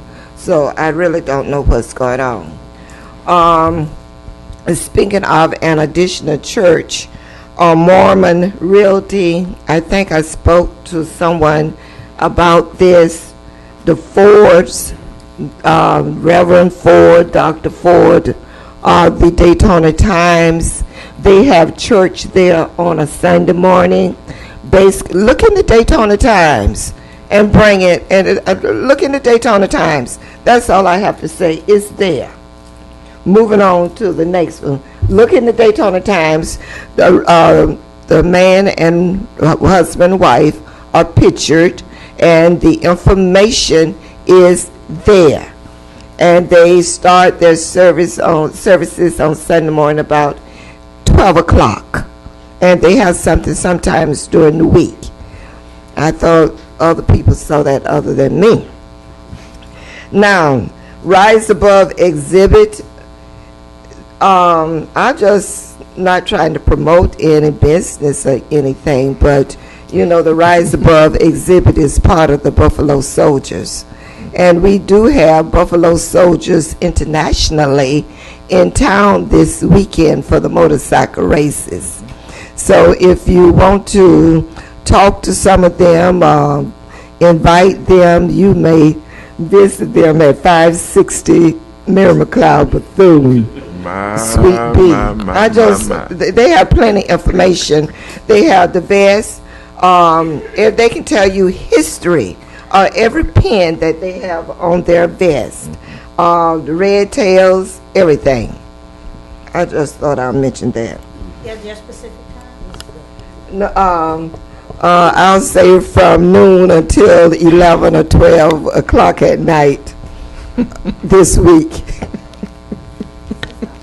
Another thing is, I don't know whether we know about this, you know about this, but they have been passing out papers on the avenue. Did you know 105.3 FM is coming soon on the boulevard? It would be down at the old Pandora's Box. So maybe oh, you don't know where the old Pandora's Box? Okay. Now, you ain't always been a preacher. Don't even try. Okay, coming back. Truly, I will give you a copy papers that they have been passing out. 105.3 FM, and we will be housed in the old Pandora's Box. Well, I'm just giving you the information so that we will be able to follow up on this. Is that in Midtown? No. 2nd Avenue, I think it's across the track. well, I'm still saying, Downtown. I'm speaking of code enforcement now. This is what I'm writing down. And Mr. J's car wash, if you notice on weekends, the mobile home comes out and they set up and they barbecue, they sell Valentine cards and balloons, and it turns into retail. Is that Orange Avenue? Mr. J's is located on the corners of MLK and Orange Avenue. Standard. Okay. Yeah, the mobile home be there. Okay. The cut is short. Have a good night. I have a question. I'd like to know where the church is that you were talking about. It's located, the church you were saying. If you know, look in the Daytona Times. Beg pardon? Across from the Dickinson Center, Mormon Realty. Thank you. Excuse me, Mrs. Hurd. Ford. I'm not trying to be funny. Hold up. Pandora's box. Okay, Pandora's box is was not born in in 65. Midtown. They call that to me. But Pandora's box is part of Warren Traeger's property along there. East of the railroad track, between the railroad track and Seagraves and Ridgewood. And I think it's on the right-hand side. We used to have a liquor store and everything down there. Where Okay. if I can just say, Pandora's Box, look at American Pickers. It's going to continue to replay. And they came to Daytona Beach National Show last year to Mr. Traeger's place, and they took the Pandora's Box neon sign and purchased it from him for a pretty good sum of money. Who purchased that? If it's Well, I'm finished. I'm late. the only thing, well, that I'm gonna say this evening is that I hope everybody enjoy this bite week. Please be safe, and need a motion to adjourn. Thank you. So at this point, what can you do, or I do, or you do? Because it was already done, there was no public input. There was nothing that came from this board onto it. The dollars came from, I think they were federal dollars, not state or local dollars. So we wasn't part of that. And I agree with you. One of my biggest complaints on that was, again, you're diverting traffic around Midtown, and you're not addressing the issues in the mid plan to help our community. Well, that's a 25-year-old thinking. Exactly. But hopefully, going forward, we now know who to contact, how to contact, and what we need to do. So hopefully, we can bring it into the future. Mr. Williams. Okay, so how does that affect this Midtown redevelopment plan? How does that? It won't, because it actually sits on the outside of Midtown. It sits on the west side of Nova Road. But it's going to affect the whole issue. No. That No. intersection. Right, they're doing the intersection, but the main work is being done on the west side, which is on the Tuscaloosa side. So therefore, you got two lanes. That they're making two lanes to turn on the Nova Road. No, according to the That's just part of it. according to the newspaper. It's coming east as well. Yeah. It's coming east. It's coming Remember, there were into east of Midtown. three phases of it. It's coming east of Nova Road as well. According to the News Journal. I was And what was here in and I the saw the News plan Journal? on what, Tuesday. We went to the meeting, and we saw the boards. And what those boards indicate is they're putting in mast arms and anything that goes with those new mast arms Right. right at the intersection. They're not breaking up and doing anything with the concrete other than replacing some of it that's there now that they're going to be getting into to put work with those utilities, wiring, whatever. But it's about mast arms only, and that's that go westbound Right. on ISB. Yeah. They're narrowing that down to 2 so that they can get in a Two double turning lanes. left turn going eastbound on ISB as you approach Nova. And then you can turn north with 2 lanes now instead of 1 Right. to make that left turn onto Nova. And that's really the only changes that they're talking about right now. Right, and we, because my question was, again, why are there not any federal dollars being spent from Nova Road east? But now, what about that phase 2 and 3 that they brought in here, saying that it was going to extend further toward the railroad track? Yeah, that is the plan that they're working on. We asked for what do the plans look like, share them with us. That was, Mr. McLemore was going to be here this evening, unfortunately he's not, to share with us the actual physical, real plans, okay? We didn't get that. I would like to think you'll want to see him next month with the real plans and to get those in advance and have that opportunity for a discussion. Because when you start talking about the setbacks, the 3-foot sidewalk with a pole right in the middle, that you have to basically hang on to get around without going out in the street, and that's unacceptable. You're on Atlantic Avenue or ISB or anywhere else. So I think that again, we found another project here that we had no input in, and certainly this one doesn't seem to have the impact. When we want to make those changes later, per the Midtown plan, that opportunity will be there. This doesn't really get into affecting your plan right now. But that next phase, those 2 phases that we're talking about that have not been done between Nova and the railroad tracks, that's really key. That's really important that we say we learned from what we did between MLK and Lincoln.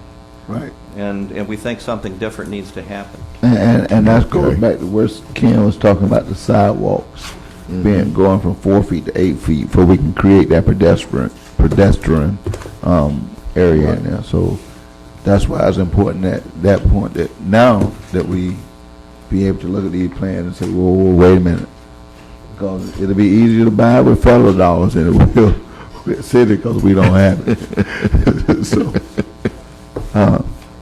Do we have any other questions dealing with the master plan? If not, Mr. Chair. Excuse me. Oh, I'm sorry. Ms. McMillan. Just sounding off something Dr. Jameson said. When she goes to get something, she likes to be able to shop within the circle. And when we look at the pavilion, you can shop, eat, go across the street, oil change, go to Publix, get tires changed, all within 4 blocks that connect with an intersection.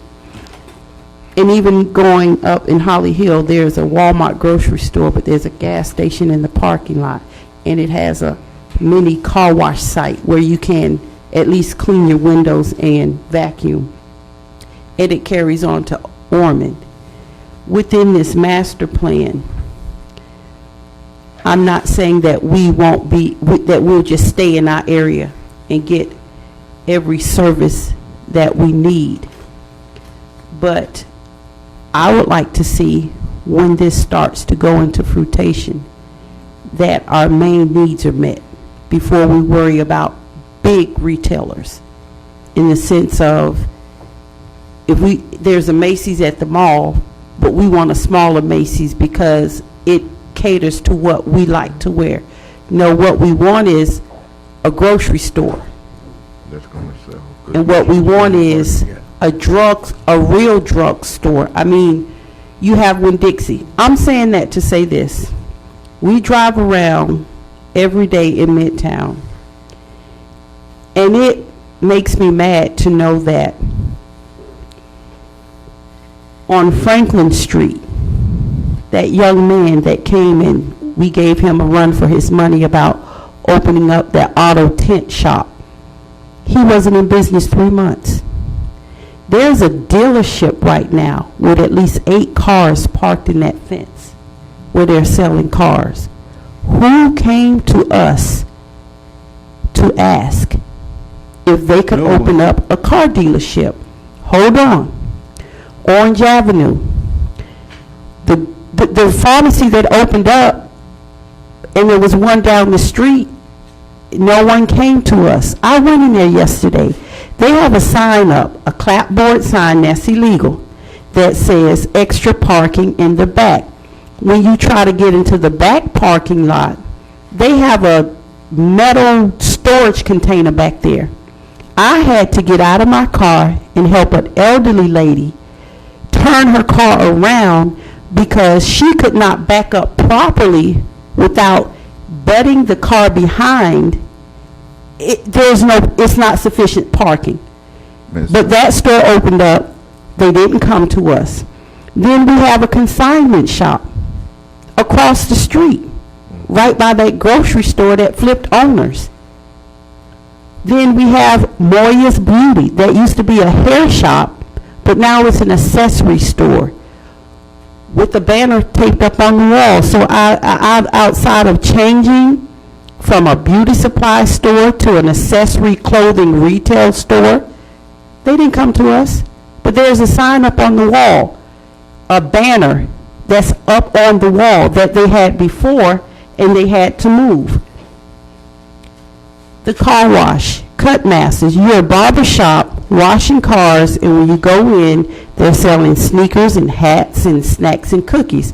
I'm not knocking anyone from being an entrepreneur, but if we're going to allow businesses to come into Midtown, they need to at least respect the board and respect the city that come to us. Don't listen to what people say, oh, they'll turn you down, they won't approve it, but come to us and let us know what's going on within your business. Car wash, Jesse Street. 3 months they act right, 3 months they back up again with the big RV, the barbecue pit. You go by any time of day or night, 2, 3 o'clock, there's a crowd of people up there. What are you doing? Are you in compliance? But then they come in here and they want us to feel sorry for them, and they're trying to make money. But what kind of money are you making with the business that time of morning, and there are no cars being washed? Then we had a taxpayer open up right next door to churches. Down from that, we had a nursing school open up. This girl was charging per student $675 to come and get a CNA license. You could get it in 2 weeks and challenge the test, or you could get it in 12 weeks. $675 per student, and I mean, they're in and out. And I'm like, what? When did they come?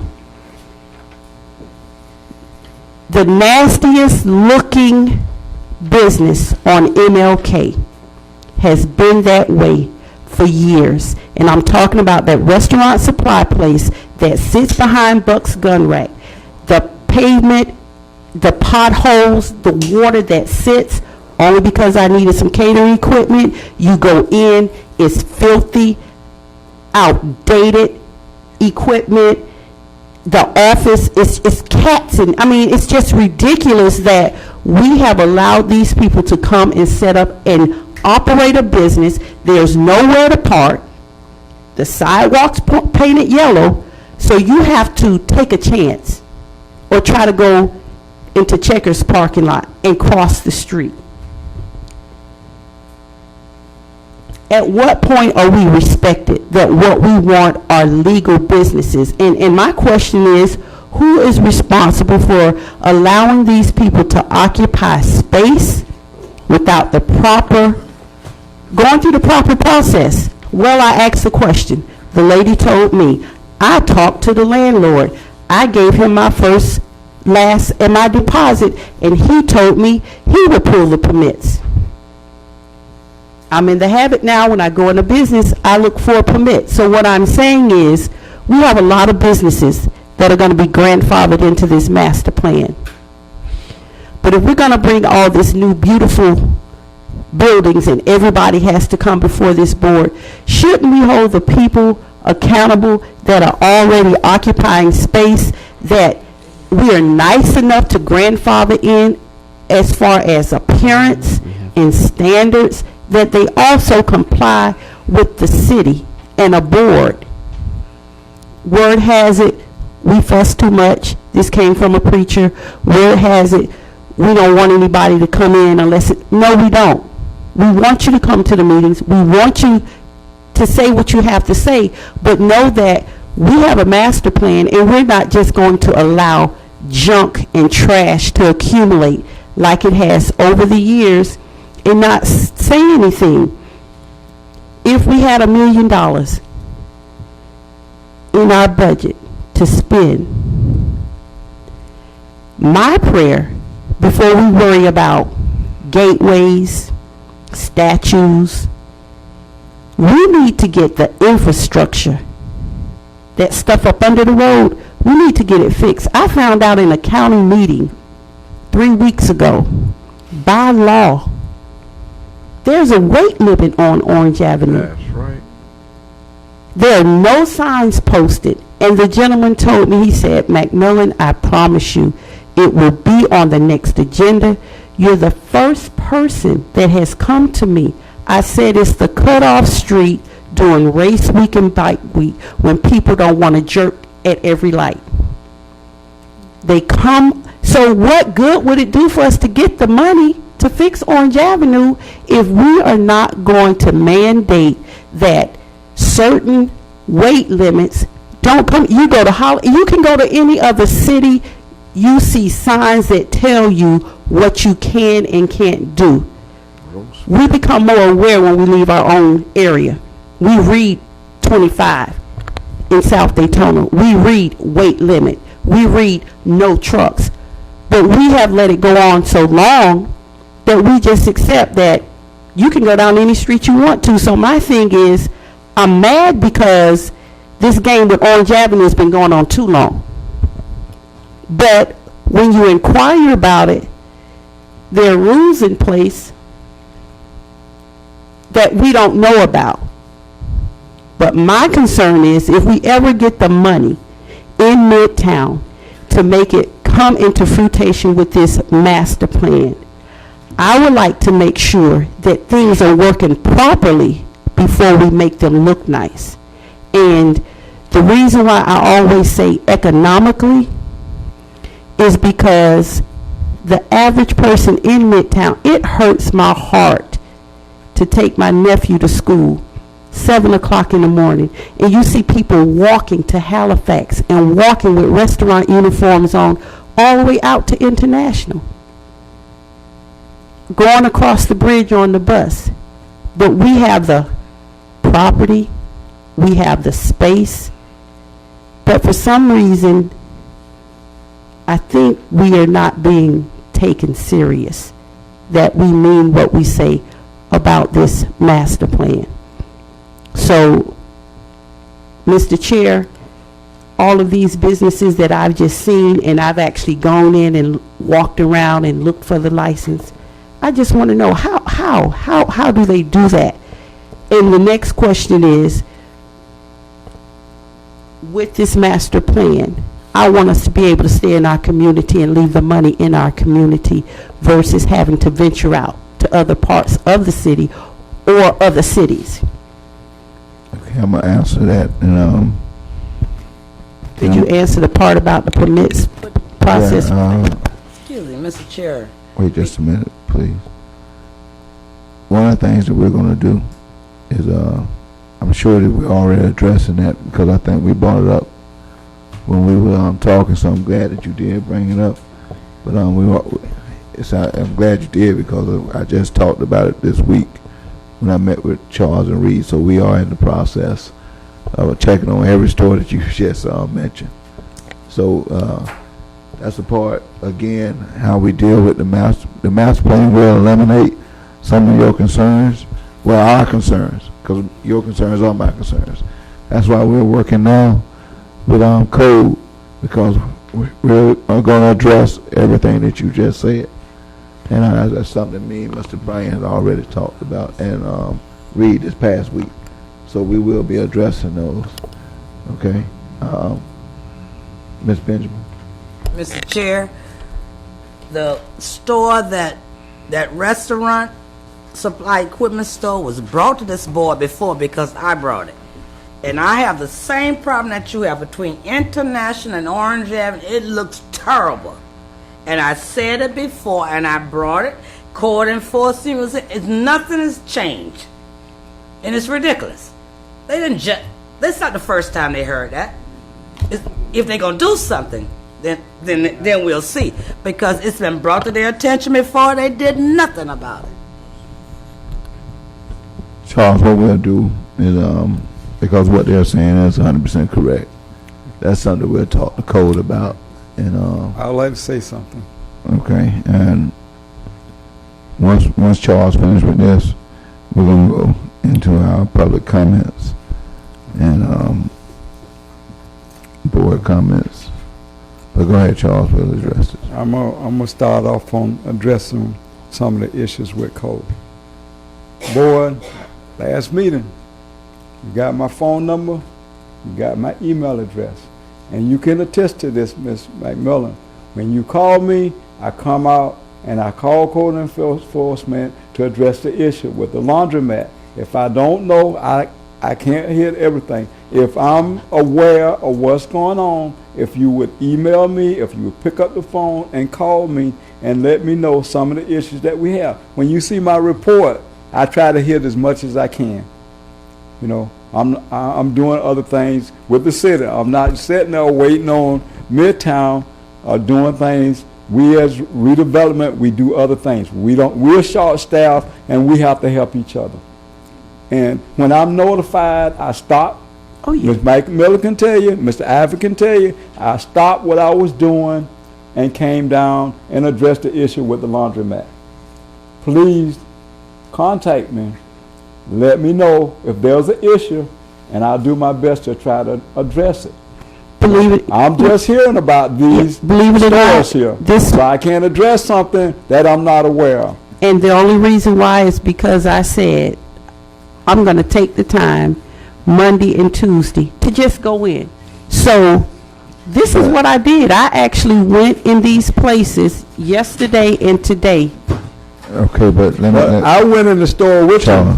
Yes, the laundromat, but I'm saying the ones I mentioned today, these are the ones I went through hold up. Monday and Tuesday. Ms. McMillan, hold up. Please, let's don't start making it a shouting and personal matter. No. Just hear me out a minute. No, hear me out a minute. What Charles is saying, if you got an issue dealing with code, call him like you did. No, listen to me just a minute. Call him like you just said. Give him the opportunity to come out and address it, for we can have something done. Same with Ms. Benjamin. If we got code issues, call Charles, call Reed, and I guarantee you, lately things have been getting done, and they're trying to work on it. I mean, they really are. So let's address it with Charles. It is personal with us because we care about this community, and I understand that. But I think because Charles is really done, and Charles called me and I came out and took a look. And I want to address every issue that is on this board, just as it is a concern to mine. But I don't want us to get into a back and forth match at a meeting when we can call them and have a one-on-one meeting and ask them to please address these issues at certain times. Mr. Chair. When we have board comments, I don't have a problem with you saying, let's talk about this here, because all this is going to affect our master plan. Yes, but I need to correct something. Okay. I was only talking about what I observed and did. I was not saying that I made calls and they weren't answered. At no point was I trying to be confrontational with Mr. Bryant. So I'm not accusing you of that. Okay. All I'm saying is this. And when you have situations like what we know about, let's talk to Charles about it so he can address it. And then that way we all on the same sheet of music. That's all I'm saying, because I don't want meetings to become, yeah. Excuse me, Mr. Yes. Chairman. Yes, ma'am. If you said in this meeting, and if you said these things about the same strip, okay, it's been brought here before. I'm gonna go back and get the minutes and bring them to you, because I have all mine. It was said in before about that same strip up there, and nothing was done. I'm in agreement with you on that, Ms. Benjamin, because I do too have a concern, and that's what they're talking about, where code is not enforcing the correct, going to enforce the standards on everybody to bring it up. It's deplorable. So now it's been brought again to the board by 2 members, and including myself, because I would like to co-sign on with them on dealing with that. So, but I want to, after bite, we go sometime doing. Let's take code down there and do just like what we did on the what was it, the laundromat. That way, we all have it. It'll be in the record. Now they can start to let code start doing their job and clean it up. And that's basically what she's saying. Before you adjourn, I have 2 questions. Oh, we're not adjourning yet.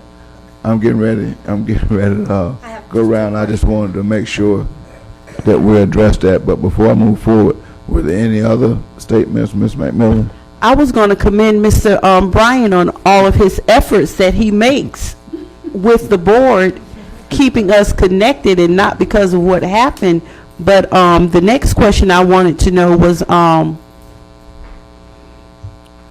do you have any other number besides the city number and You have email? my cell phone number. Oh, I can call you You've been on the calling cell? me. You've been calling me. Nope. I just want to make sure that, You can call me. I can call. Okay. Okay.